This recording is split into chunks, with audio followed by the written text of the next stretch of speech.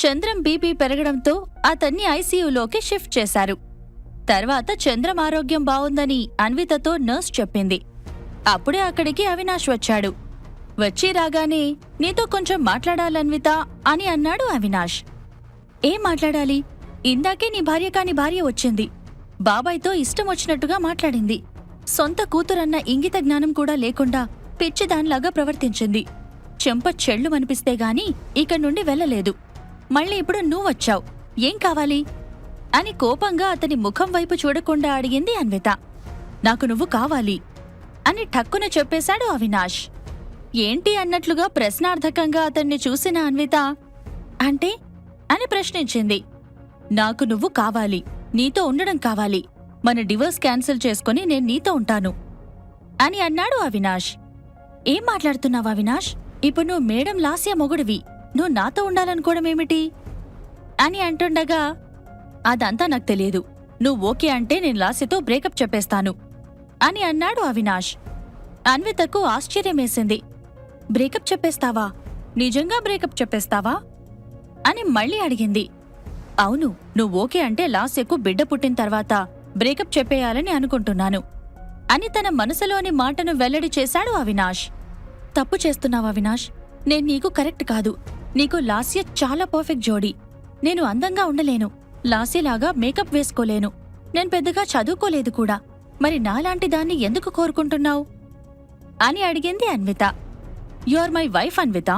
నేను నిన్ను డివోర్స్ ఇవ్వమని అడిగాను కానీ డివోర్స్ పేపర్స్ మీద సంతకం పెట్టలేదు. అసలు డివోర్స్ పేపర్స్ విషయమే నాకు తెలీదు. ఇప్పటికీ మనిద్దరం భార్యాభర్తలమే.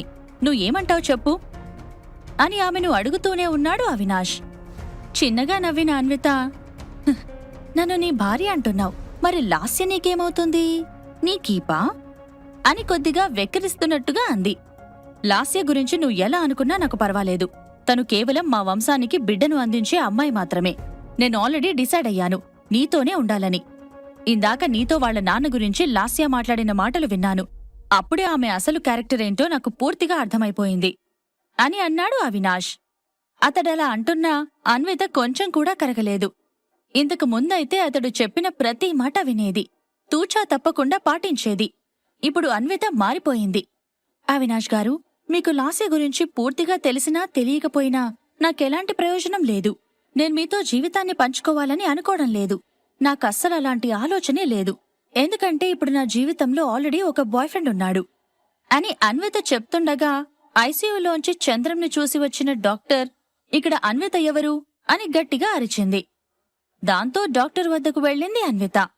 బీపీ పెరగడం వల్ల బాబాయిని ఇంకొన్ని రోజులు ఐసీయూలో ఉంచాల్సి వస్తుంది. సో అమౌంట్ ఎక్కువగా ఖర్చవుతుంది. డబ్బు రెడీ చేసుకోండి అని చెప్పాడు. సరే అన్నట్టుగా అన్విత తల ఊపింది.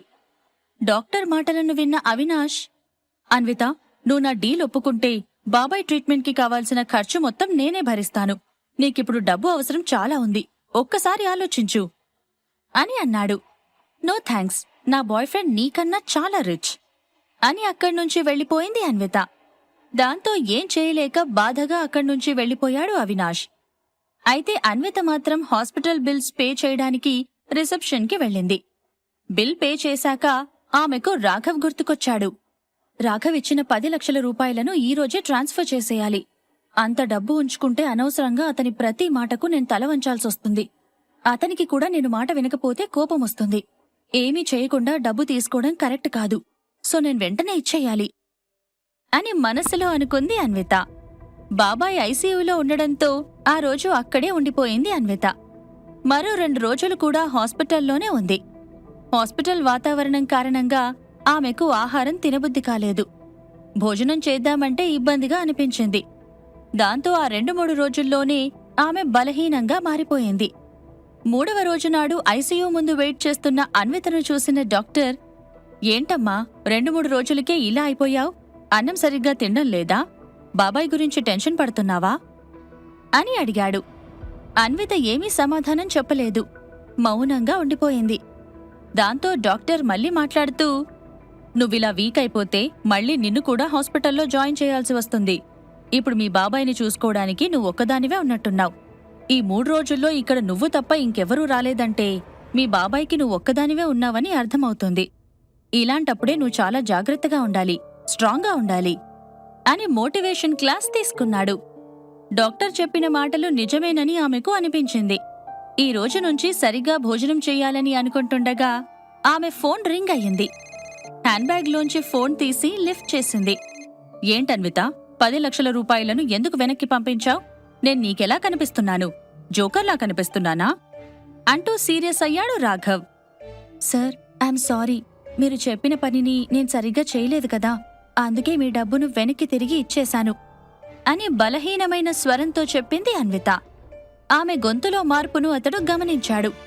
ఏమైంది అని నెమ్మదిగా అడిగాడు రాఘవ్. మా బాబాయ్ ఆరోగ్యం బాగోలేదు సార్, ప్రస్తుతం ఐసీయూలో ఉన్నారు అని చెప్పింది అన్విత. అవునా, ఏమైంది? ఇప్పుడెలా ఉంది? ఏమైనా డబ్బు కావాలా అని అడిగాడు రాఘవ్.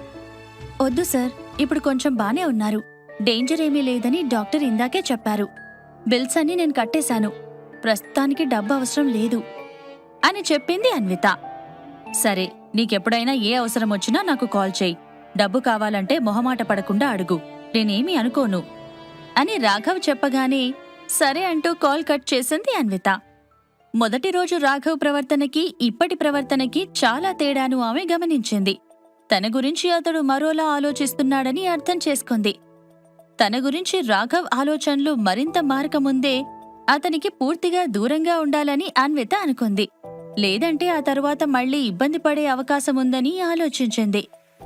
అప్పుడే ఐసీయూలోంచి వచ్చిన నర్స్, మేడం, చంద్రం గారిని డాక్టర్ చెకప్ చేశారు. డేంజర్ ఏమీ లేదని చెప్పారు. ఇప్పుడు చంద్రం గారిని జనరల్ వార్డులోకి షిఫ్ట్ చేస్తున్నాను అని చెప్పింది. అన్వితకు హ్యాపీగా అనిపించింది. అదే టైంలో నీరసంగా ఉండడంతో ఇబ్బంది పడింది. అప్పటి వరకు అక్కడే ఉన్న నర్స్ ఐసీయూలోకి వెళ్లి చంద్రం పడుకున్న స్ట్రెచర్ని ఐసీయూలోంచి జనరల్ వార్డులోకి తీసుకువెళ్తోంది. స్ట్రెచర్ పైన పడుకొని నిద్రపోతున్నాడు చంద్రం. అతని వంక ఓసారి చూసిన అన్విత, బాబాయ్, నాకు చాలా బాధగా ఉంది. లాస్య అలా మాట్లాడుతుందని నేనెప్పుడూ అనుకోలేదు. తను చాలా మారిపోయింది బాబాయ్ అని మనసులో అనుకుంటూ స్ట్రెచర్ పక్కనే నడుస్తుంది. అయితే అన్విత కన్నా వేగంగా స్ట్రెచర్ని తోసుకుంటూ వెళ్ళింది నర్సు. కొంత దూరం వెళ్లేసరికి ఆమెకు స్ట్రెచర్ చాలా దూరంలో ఉంది. 3-4 రోజులుగా సరిగ్గా భోజనం చేయకపోవడం వల్ల అన్విత సరిగ్గా నడవలేకపోతుంది. అదే టైంలో ఆమె కళ్ళు మసకబారుతున్నాయి. దూరం నుంచి స్ట్రెచర్ని తోసుకుంటూ వెళ్తున్న నర్సు మసకగా కనిపిస్తుంది. ఆమె కాళ్లు తడబడుతున్నాయి. ఏ క్షణమైనా కింద పడేలాగా కనిపిస్తోంది. ఆమె కళ్ల నుండి స్ట్రెచర్ పూర్తిగా దూరం వెళ్లిన తర్వాత అన్విత అమాంతం నేలమీద పడిపోయింది. వాటర్ అన్న ఒక్క మాట మాత్రమే ఆమె గొంతులోంచి బయటకు వచ్చింది. ఆ తర్వాత ఆమెకు అక్కడేం జరుగుతుందో గుర్తులేదు. తనేదో ఎడారిలోకి వెళ్లిపోతున్నట్టు ఫీల్ అయ్యింది. చుట్టూ ఎవరూ లేని ప్రదేశంలోకి తను జారిపోతున్నట్టు అనుకుంటుంది. మళ్లీ కళ్ళు తెరిచి చూసేసరికి తన చుట్టుపక్కల ఎక్కడా హాస్పిటల్ వాతావరణం కనిపించలేదు. తెల్లటి పరదాలు, నీలం రంగు డ్రెస్సులతో కనిపించే నర్సులు, తెల్లకోటు వేసుకున్న డాక్టర్లు ఆమెకు కనిపించలేదు. తన చుట్టూ ఉన్న వాతావరణం మారిపోవడంతో నేనెక్కడున్నాను అని తనలో తాను అనుకుంటూ పడుకున్న తను పైకి లేచింది. ఆమె నిద్ర మేల్కోవడం చూసిన షాడో, లేచావా? నీకు జ్వరం వచ్చిన సంగతి కూడా నీకు తెలియలేదు. ఏం చేస్తున్నావో ఏంటో. జ్వరం వచ్చిన సంగతి కనీసం నాకు చెప్పాలి కదా.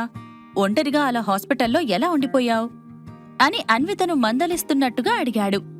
ఆ ప్రశ్నకు జవాబు చెప్పకుండా కళ్లను పూర్తిగా తెరిచి ఒకసారి రూమంతా కలయచూసింది అన్విత. వెంటనే ఆమె దగ్గరికి వచ్చిన షాడో పక్కన కూర్చొని, ఏం వెతుకుతున్నావు అని ప్రేమగా అడిగాడు.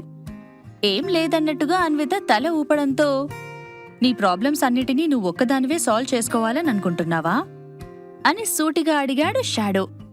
అది కాదు, 3 రోజుల నుండి హాస్పిటల్లో ఉండేసరికి ఇలా అయిపోయాను.